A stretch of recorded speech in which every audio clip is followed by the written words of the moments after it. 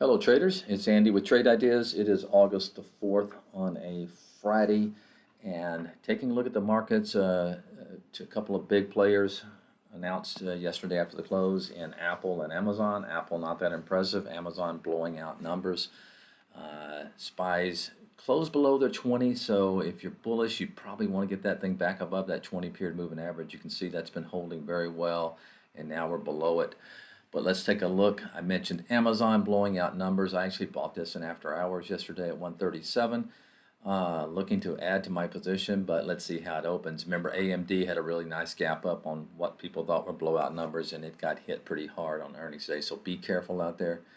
Another one here is Intel that had earnings a few days ago, had a nice big gap up. Now it's closed that gap and put in a nice little setup bar. So look for a trade above the 35.20 level on that Intel.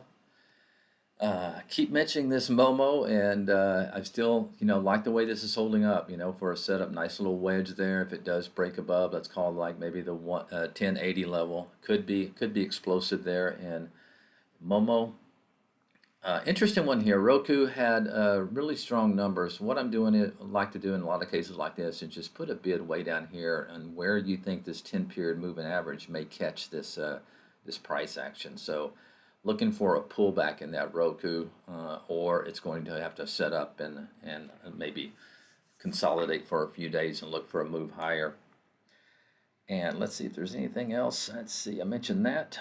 FLR, okay, Fluor, I think this is an earnings play. It's gapping up way out of this range. You had a gap fill over here above that. Now, in this case, what I'd like to see is maybe a pullback to the 31.50 level or something like that.